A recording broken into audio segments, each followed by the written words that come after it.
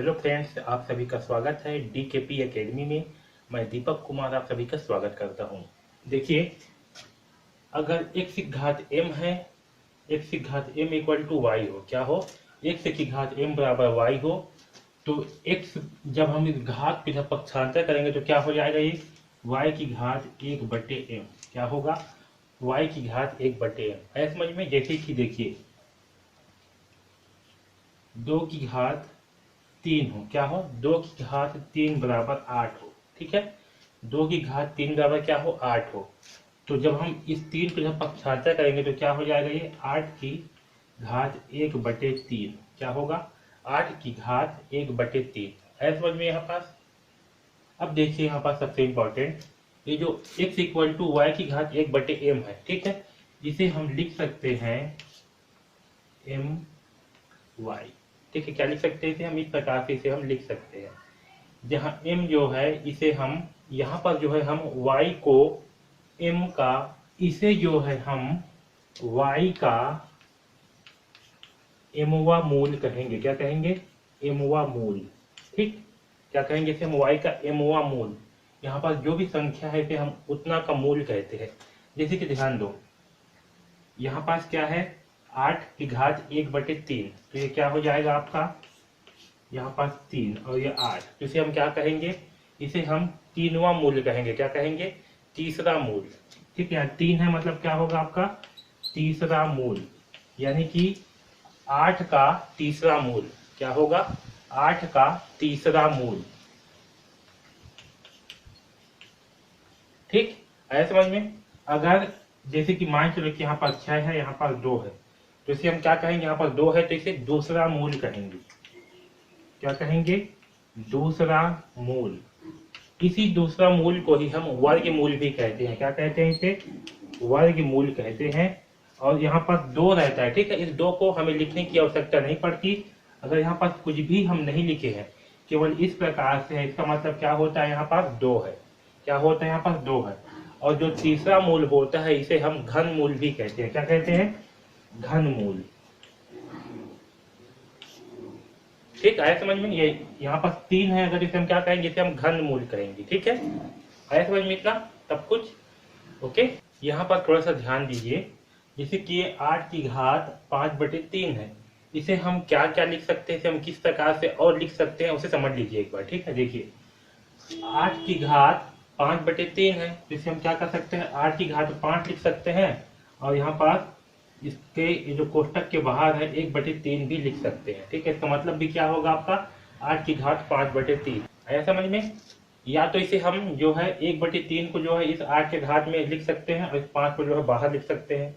या तो हम इस 8 को हम क्या लिख सकते हैं, 2 की घात 3, क्योंकि 2 इंटू 2 बराबर क्या होगा, 8। ठीक है, तो इसे हम क्या लिख सकते हैं, 2 की घात 3 इंटू 1/3 की घात 5 भी लिख सकते हैं। आया समझ में। इसी को ही हम लिख सकते हैं और 2 की घात 3 इंटू 5 और इसकी घात 1/3, इस प्रकार से भी इसे हम लिख सकते हैं। ठीक है, और इसे हम या तो 2 की घात 5, क्योंकि अगर 3 से 3 काट दिए तो क्या बचेगा, 2 की घात 5, ऐसे हम 32 भी लिख सकते हैं। ठीक है, तो यहाँ पर क्या समझ में आ रहा है कि घात को हम अलग अलग तरीकों से भी लिख सकते हैं। ठीक है, जरूरी नहीं है कि घात जो है केवल एक ही प्रकार से लिखा जाए, घात को हम कईयों प्रकार से लिख सकते हैं और सभी सभी जो है हमारा सही होगा। ठीक, तो घबराने का नहीं है, घात को हम कईयों प्रकार से लिख सकते हैं अलग अलग तरीकों से। ठीक है, एक ही प्रकार से घात को नहीं लिखा जाएगा। ठीक है, चाहे आप ऐसे लिखो, ऐसे लिखो, ऐसे लिखो, ऐसे लिखो, ऐसे लिखो, ऐसे लिखो या फिर ऐसे लिखो, सभी मान जो है आपके सही होंगे।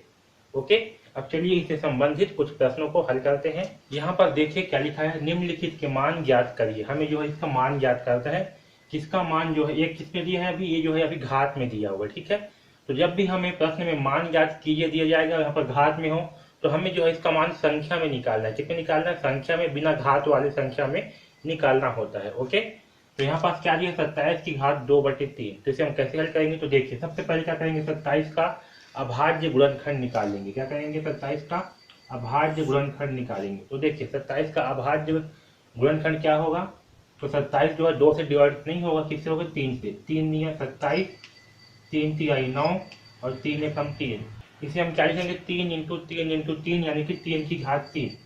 ओके, इतना समझ में आया। तो हम 27 को क्या लिख सकते हैं, 3 की घात 3, ठीक है। अब यहाँ क्या है, 2 की घात 3, आया समझ में।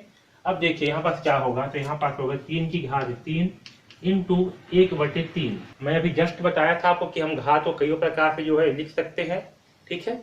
अगर समझ नहीं आएगा तो इसको जो है वीडियो को फिर से थोड़ा पीछे कीजिए और देख लीजिए, ठीक है। तो इसे हम क्या लिखेंगे, 3 की घात 3 इंटू ये जो नीचे भी 3 है, ये 2/3, इसे हम क्या करेंगे 1/3 लिखेंगे यहाँ पास, और बाहर में 2 लिखेंगे, ठीक है समझ में।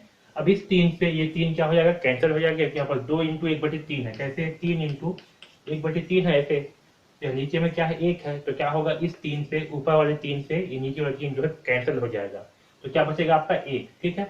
तो यहाँ पास बचेगा 3 की घात आपका बाहर वाला 2, ठीक है। ऐसे समझ में, अंदर में 1 हो जाएगा, 3 से 3 कैंसिल, तो 1 इंटू 1 आएगा, तो 3 की घात 2।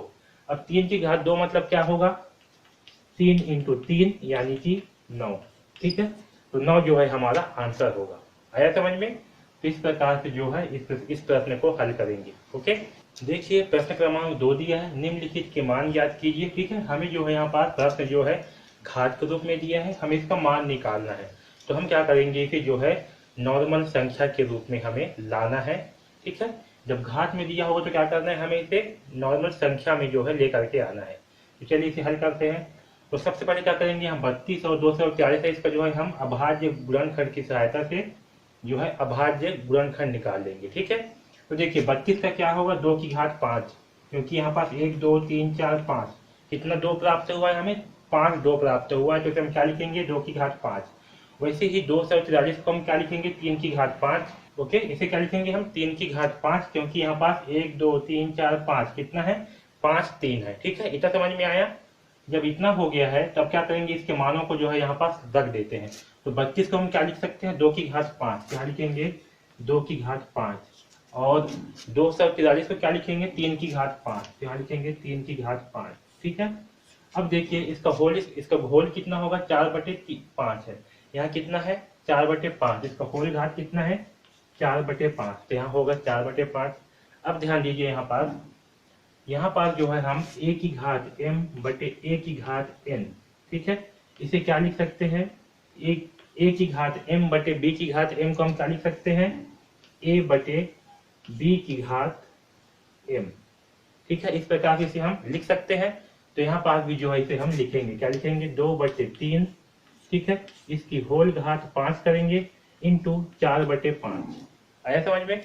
अब इस 5 से 5 आपका कैंसिल हो जाएगा, क्या बचेगा आपका 2/3 की घात 4, ठीक। अब 2/3 की घात 4 है, इसका मतलब क्या है आपका, फिर से यहाँ पास इसी वाला फार्मूला पे जो लागू होगा, तो 2 की घात 4/3 की घात 4, तो 2 की घात 4 का मान क्या होगा 2 इंटू 2 इंटू 2 इंटू 2, और 3 की घात 4 का मतलब 3 इंटू 3 इंटू 3 इंटू 3, ठीक है। तो हमें क्या प्राप्त होगा 2 दूनी 4, 4 दूनी 8, 8 दूनी 16, क्या लिखते हैं 16, और यहाँ क्या प्राप्त होगा 3 तिया 9, 9 तिया 27, और 27 तिया होगा 81, यानी कि हमें क्या प्राप्त होगा 16/81, ठीक है। ये जो है हमारा आंसर होगा, ओके। तो इस प्रकार से जो है हम प्रश्नों को हल करेंगे, जो भी हमें घात के रूप में दिया रहेगा उसे जो है, ठीक है। पहले क्या करेंगे, संख्या को जो है पहले हम घात के रूप में जो है लिख लेंगे, ठीक है। अभाज्य गुणनखंड निकाल करके उसके बाद आगे जो है इसे हल करेंगे, ओके। अब देखिए यहाँ पास जो है कौन सी संख्या बड़ी है, ठीक है। यहाँ पास वर्गमूल 16 दिया है और एक दिया है घनमूल 27, तो हमें बताना है कि इन दोनों में से कौन सी संख्या बड़ी है। तो जब इस प्रकार से आपको जो है आपको मूल में जो है प्रश्न दिया हो और हमें बताना है कि कौन सी संख्या बड़ी है छोटी है, तो हम क्या करेंगे सबसे पहले जो है इसको जो है हम एक पूर्ण संख्या के रूप में बदलेंगे, ठीक है। क्या करेंगे हम सबसे पहले जो है इसे एक पूर्ण संख्या के रूप में बदलेंगे, यानी कि यहाँ पास वर्गमूल है तो इसका जो है पहले वर्गमूल निकाल लेंगे, इसका जो है पहले घनमूल निकाल लेंगे, उसके बाद जो है हम कंपेयर करेंगे, ठीक है। तो देखिए यहाँ वर्गमूल 16 है और एक क्या है घनमूल 27 है, ओके। तो वर्गमूल 16 का मान क्या आएगा, तो देखिए हम क्या करेंगे 16 का अभाज्य गुणनखंड निकालेंगे, 2 8 16, 2 चौक 8, 2 दूनी 4 और 2 एकम 2, ठीक है। तो 16 को हम क्या लिख सकते हैं, 16 को हम लिख सकते हैं 2 इंटू 2 इंटू 2 इंटू 2, ठीक है। वैसे ही यहाँ क्या है, घनमूल है 27 है। 27 को हम क्या लिखेंगे, तो 27 का जो है सबसे पहले अभाज्य गुणनखंड निकाल लेंगे। 3 या 27, 3 तिहाई 9, 3 एकम 3, ठीक है। तो 27 को हम क्या लिखेंगे, 3 इंटू 3 इंटू 3। अब ध्यान दीजिए सबसे इंपॉर्टेंट, ये क्या है आपका वर्गमूल, यहाँ पास क्या है 2 है, ठीक है। यहाँ पर कुछ नहीं है, मतलब क्या है 2 है। तो क्या करते हैं, इसमें जो है 2 2 का पेयर बनाते हैं। यहाँ पास क्या है 3 है, घनमूल है, तो इसमें क्या है, इसमें जो है 3 का पेयर बनाते हैं। जो 3 का पेयर बनेगा वो जो है इस घनमूल से बाहर आ जाएगा, ठीक है। या तो फिर ये कहें कि जो जो 3 का पेयर बन जाएगा, 3 का जोड़ी बन जाएगा, तो 3 की घात 3 से जो है ये घनमूल जो है कट जाएगा, और इसमें जो है 2 की घात 2 से जो है ये वर्गमूल कट जाएगा। आया समझ में। या फिर अगर 2 2 का जोड़ी बनेगा तो ये जो है इस वर्गमूल से बाहर आ जाएगा, ठीक है। ऐसा मान सकते हो या फिर ऐसा होता है, ठीक है। तो देखिए यहाँ पर क्या होगा, 2 जोड़ी बन रहा है, 2 2 का मतलब क्या होगा, ये दोनों 2 जो है इस वर्गमूल से बाहर आ जाएंगे। तो क्या होगा आपका 2 इंटू 2 यानी कि 4, ठीक है। और यहाँ पास क्या है, 3 का जोड़ी बन रहा है, यहाँ पास 3 है, तो क्या होगा, जब 3 का यहाँ पर जोड़ी बन गया तो ये 3 जो है बाहर आ जाएगा, यहाँ का केवल 3, ठीक है। यहाँ पर 2 2 का जोड़ी बना रहे हैं, क्यों, क्योंकि ये जो है वर्गमूल है। यहाँ पास क्या है आपका 2 है, 2 को हम यहाँ पास नहीं लिखते हैं, केवल इस सिंबल से जो है प्रदर्शित करते हैं, ठीक है। यहाँ पर कितना है 2, तो यहाँ पर 2 2 का जोड़ी बनाएंगे, यहाँ कितना है 3 है, किसमें 3 3 का जो है जोड़ी बनाएंगे। अगर यहाँ पर 4 होता तो क्या करते हैं, 4 4 का जोड़ी बनता है, ठीक है। और वो संख्या जो है, एक संख्या जो है बाहर आता है, जैसे कि 3 का जोड़ी बना है, मतलब 3 जो है एक बार लिखेंगे बाहर में। आया समझ में। यहाँ पर 2 2 का जोड़ी बन रहा है, तो क्या करेंगे, 1 2 का ये बना, 1 2 का ये 2, और इस 2 का ये 2, यानी कि 2 इंटू 2 क्या प्राप्त हुआ 4। वैसे इसका क्या प्राप्त हुआ 3। तो अब दोनों में देख करके बताइए कि बड़ा कौन सा है, 4 बड़ा है कि 3, तो 4 बड़ा है, यानी कि वर्गमूल 16 क्या होगा, बड़ा होगा घनमूल 27 से। है समझ में। क्या होगा आपका वर्गमूल 16 जो है बड़ा होगा घनमूल 27 से, ठीक है। तो इस प्रकार से जो है हम दो संख्याओं में कंपेयर करेंगे जब ये जो है अपने मूल के रूप में लिखा हो, ठीक है। आया समझ में। ठीक है। और एक चीज और याद रखना, जितने भी घातांक के नियम पढ़े हैं हम, ठीक है, वो सारे नियम जो है परिमेय घातांकों के लिए भी लागू होगा, ठीक है। यानी कि जो संख्या जो है आपका बटे के रूप में होगा, और जो भी घातांक के नियम पढ़े हैं हम, वो सारे नियम जो है आपके परिमेय संख्या के लिए भी लागू होगा। ओके। इन दोनों में हमें बताना है कि बड़ी संख्या कौन सा है, घनमूल 125 या वर्गमूल 36। तो देखिए यहाँ क्या है, घनमूल 125, ठीक है। तो घनमूल 125 का हम पहले क्या निकालेंगे, अभाज्य गुणनखंड। ओके।